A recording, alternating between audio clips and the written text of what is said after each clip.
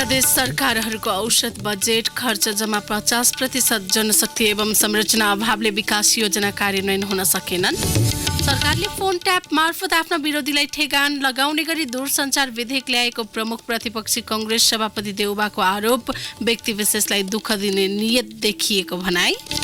School विभागमा सहमति नजुटेपछि सत्तारूढ नेकपाको सचिवालय बैठक स्थगित, स्कुल विभाग नछोड्ने पोखरेल र श्रेष्ठको अडान कायमै। अमेरिकी केन्द्रीय अनुसन्धान विभाग CIA का 17 जनालाई पक्राउ गरिएको इरानको दाबी, इरानी दाबी झुटो भएको अमेरिकी भनाई।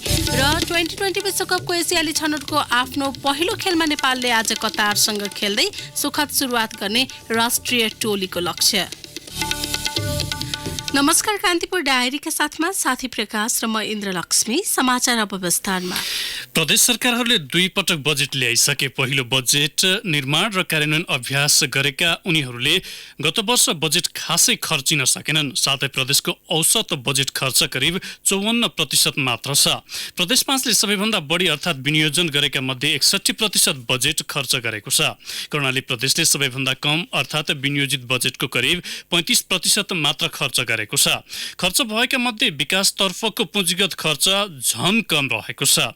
विनियोजित पुँजीगत खर्चको करिब 60% हाराहारीमा मात्र खर्च भएको छ। पुँजीगत खर्च सबैभन्दा कम गर्नेमा पनि कर्णाली प्रदेश नै रहेको छ। कर्णालीले गत वर्ष 21 अर्ब 24 करोड 43 लाख रुपैयाँ पुँजीगत खर्च छुट्याएको थियो। यसको करिब 25% अर्थात् 5 अर्ब 30 करोड 97 लाख रुपैयाँ मात्र खर्च भएको छ। कर्णाली प्रदेशका आर्थिक मामिला तथा योजना मन्त्रालयका उपसचिव दिलीप केसीले भन्नुभयो, पुँजीगत खर्च आशा गरे अनुरूप हुन नसकेकै हो। खर्च नहुनुको पहिलो कारण पुँजीगत तर्फ बजेट नै बढी विनियोजन थियो। यसमाथि जनशक्ति एवं संरचना अभावले विकास योजना कार्यान्वयन हुन सकेन। योजनाको तयारी पनि हुन नसकेकाले पनि बजेट कार्यान्वयनमा जटिलता देखिएको उहाँले बताउनुभयो। पुँजीगत खर्चका हिसाबले पनि प्रदेश 5 नै सबैभन्दा अघि देखिएको छ। उसले 17 अर्ब 33 करोड 49 लाख रुपैयाँ बजेट विनियोजन गरेकोमा 62% अर्थात् 10 अर्ब 27 करोड 13 लाख रुपैयाँ खर्चिएको छ। यसपछि सबैभन्दा बढी पुँजीगत खर्च गर्नेमा प्रदेश 1 रहेको छ। 18 अर्ब 50 करोड 92 लाख रुपैयाँ बजेट विनियोजन भएकोमा 11 अर्ब 33 करोड 51 लाख 14 हजार रुपैयाँ खर्च भएको छ। समग्र बजेट खर्च भने उसको करिब 59% छ।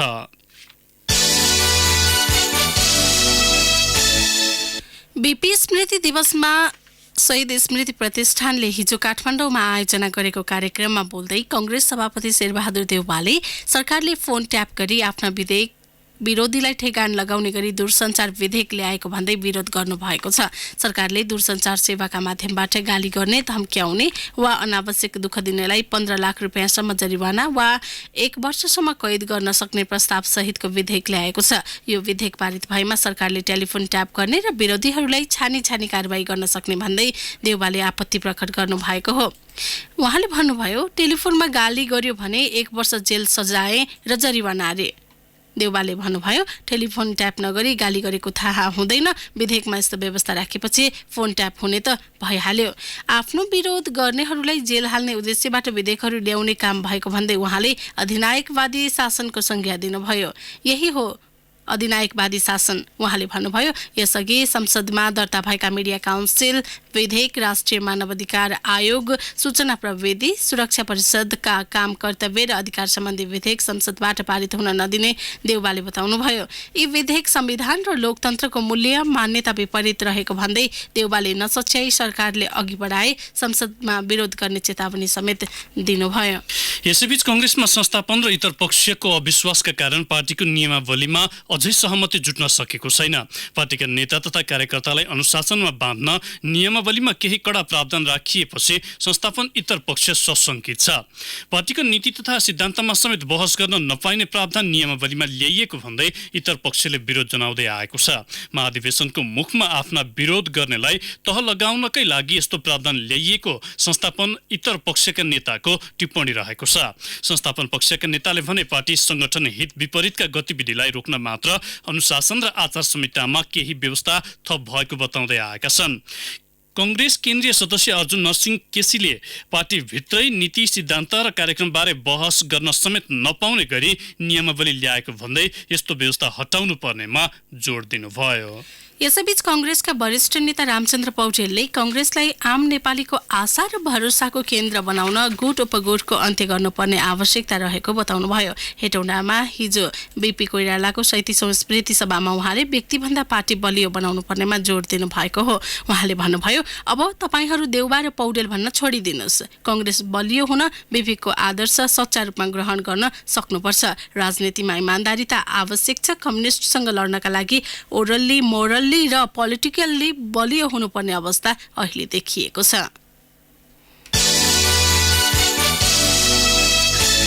नेकपामा स्कुल विभागको टुङ्गो लाग्न नसक्दा सचिवालय बैठक स्थगित भएको छ। पार्टीको आन्तरिक शक्ति सन्तुलनमा महत्त्व राख्ने सो विभागमा पूर्व एमाले पक्षका ईश्वर पोखरेल र पूर्व माओवादीका नारायण काजी श्रेष्ठ मध्ये कसलाई जिम्मेवारी दिने भन्नेमा सहमति हुन नसक्दा आजका लागि तय गरिएको बैठक स्थगित गरिएको हो।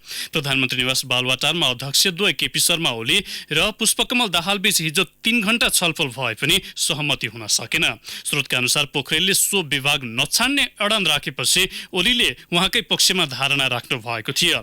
दाहालले पनि सरकार र संसदको मोर्चामा नरहेकाले श्रेष्ठलाई सो विभाग दिनुपर्ने धारणा राख्दै आउनु भएको छ।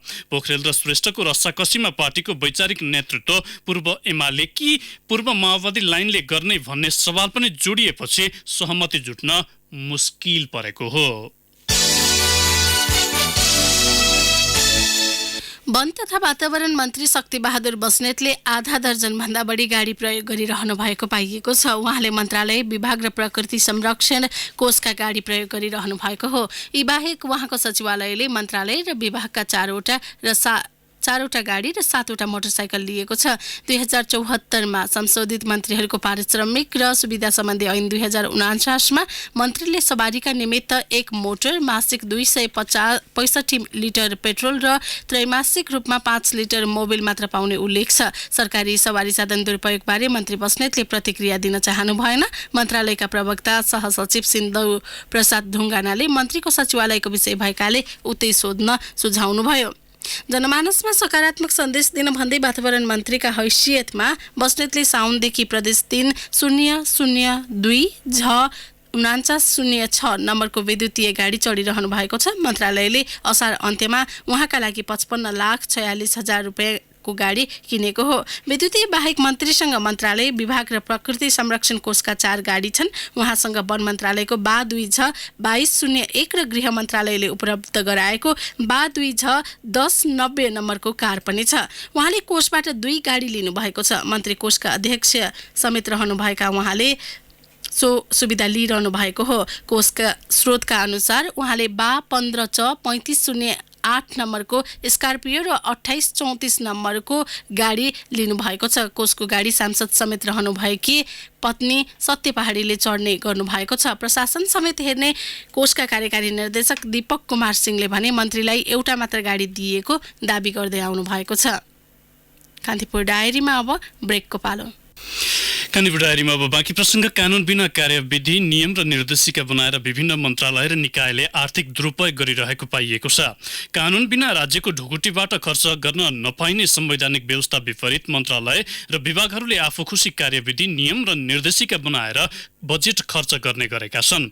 कुनै ऐनमा नटेकी बनाइएका कार्यविधिका भरमा भइरहेको बजेट दुरुपयोगबारे जवाब दिन संसदीय समितिले मन्त्रीहरूलाई बोलाएको छ। राष्ट्रिय सभाको प्रत्यायोजित व्यवस्थापन तथा सरकारी आश्वासन समितिले आज कृषि मन्त्री चक्रपाणी खनाललाई बोलाएर कुन कुन ऐनमा टेकेर के कति विधायन बनाएको छ भनेर जवाब मागेको छ।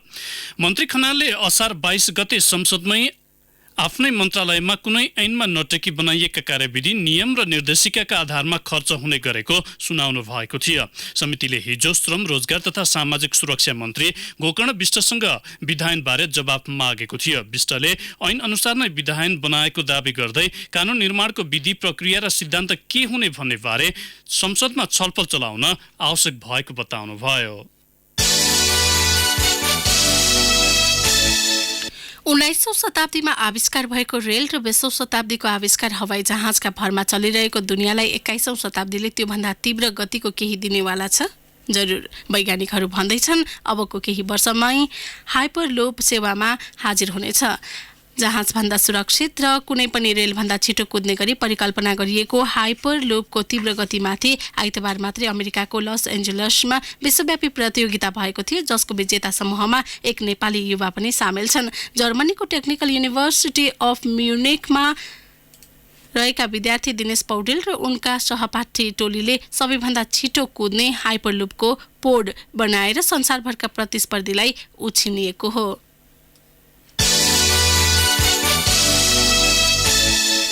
राष्ट्रिय सभाको दिगो विकास तथा सुशासन समितिले संयुक्त राष्ट्रसङ्घले निर्धारण गरेको दिगो विकास लक्ष्य पूरा गर्न प्रत्येक मन्त्रालयमा सम्पर्क व्यक्ति तोक्न निर्देशन दिएको छ। सरकारले दिगो विकास लक्ष्य पूरा गर्न नीति तथा कार्यक्रम सार्वजनिक गर्दै आए पनि कार्यान्वयन प्रभावकारी नभएपछि समितिले सम्पर्क व्यक्ति तोक्न निर्देशन दिएको हो।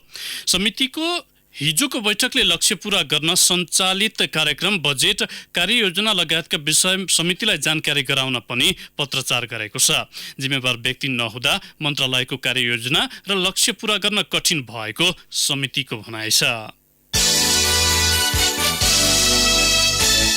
राज्यपालले समान हैसियतमा एकीकरणका लागि समाजवादी पार्टीसँग प्रस्ताव राखेको छ। एकीकरणका लागि दुई पार्टी बीचका विभिन्न तहमा भइरहेका संवादका क्रममा राज्यपालले पदाधिकारी सहित पार्टीका सबै तहमा समान हैसियत खोजेको हो। राजनैतिक मुद्दामा सबै मतान्तर नभए पनि नेताहरूको व्यवस्थापन दुवै पार्टीका लागि चुनौती बनेको छ। दुवै पार्टीका शीर्ष र दोस्रो तहका नेताहरूबीच भइरहेको संवादमा राज्यपालले महन्त ठाकुरलाई नेतृत्व दिन आग्रह गरेको छ। तत्कालीन 6 मधेस केन्द्रित दल मिलेर बनेको राज्यपालमा ठाकुर, राजेन्द्र महतो, महेन्द्र राय यादव, शरद सिंह भण्डारी, अनिल झा र राजकिशोर यादवले चक्रीय प्रणाली अनुसार नेतृत्व गरिरहेका छन्। सम्पदा र संस्कृतिको संरक्षणका लागि चर्को माग तथा दबाव सृजना भइरहेका बेला त्यसको प्रमुख आधार रहेको नेपाल राष्ट्रिय अभिलेखालय भने आफै अस्तित्वका लागि सङ्घर्ष गरिरहेको छ।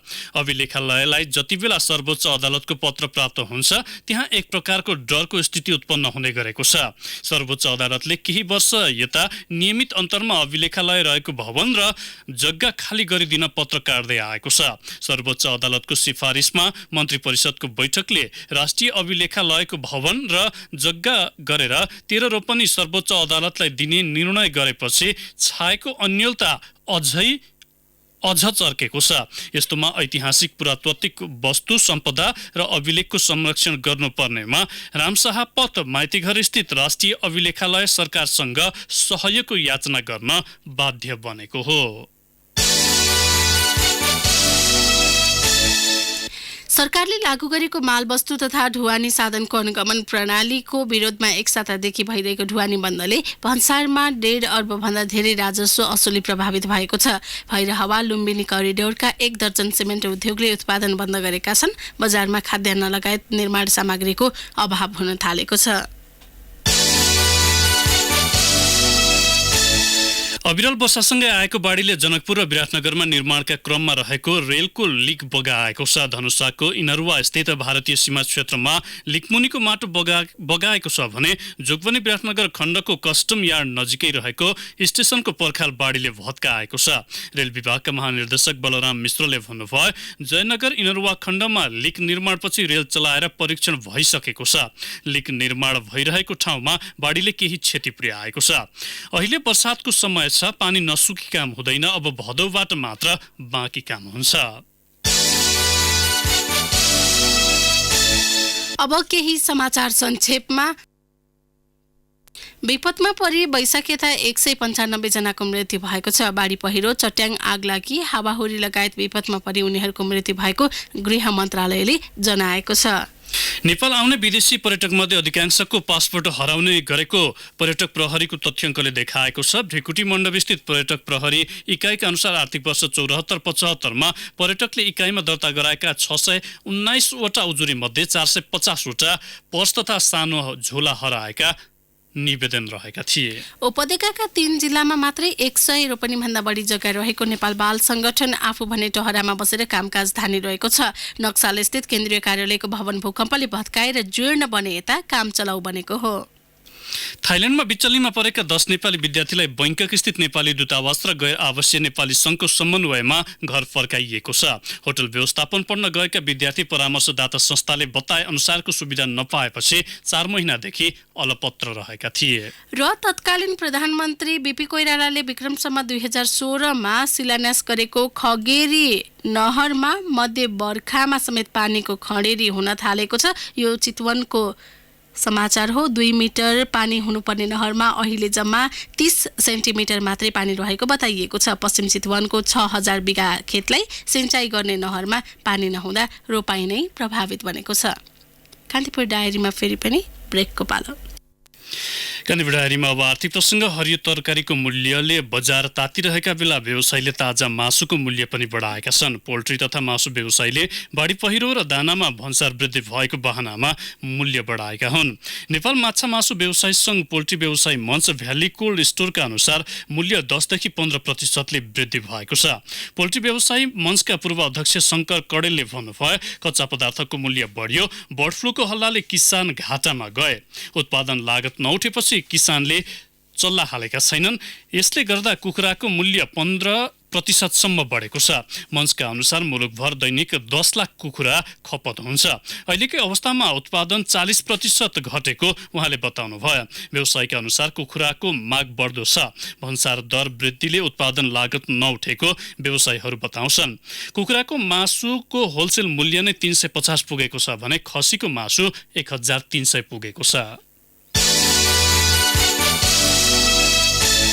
अब अन्तर्राष्ट्रिय प्रसङ्ग। इरानले अमेरिकी केन्द्रीय अनुसन्धान विभाग CIA का 17 जना जासुसलाई पक्राउ गरिएको र तीमध्ये केहीलाई मृत्युदण्ड दिएको जनाएको छ। परमाणु कार्यक्रम, सैन्य सेवा र अन्य क्षेत्रबाट सूचना जम्मा पार्दै गर्दा उनीहरूलाई पक्राउ गरिएको इरानी अनुसन्धान मन्त्रालयको दाबी छ। ती सबै जासुसलाई गत वर्षको मार्च महिना यता पक्राउ गरिएको इरानी दाबी हो। यद्यपि तीमध्ये कतिलाई मृत्युदण्ड दिएको भन्ने इरानले खुलाएको छैन।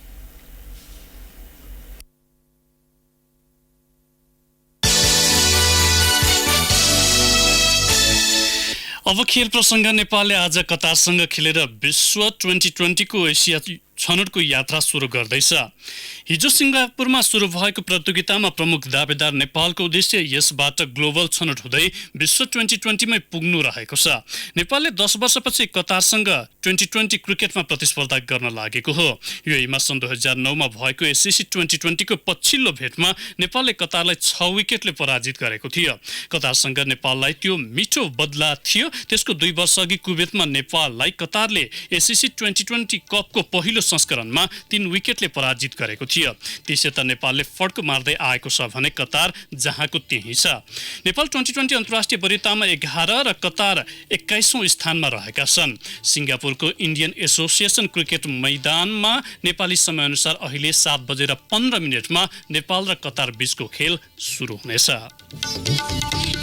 अब मौसम सम्बन्धी जानकारी। काठमाडौँ उपत्यका सहित मुलुकभरको मौसम बदली भई वर्षा हुने जल तथा मौसम पूर्वानुमान महाशाखाले जनाएको छ। पूर्वी भेगका अधिकांश स्थानमा र मध्य तथा पश्चिमी क्षेत्रका केही स्थानमा भारी वर्षा हुने महाशाखाको अनुमान छ।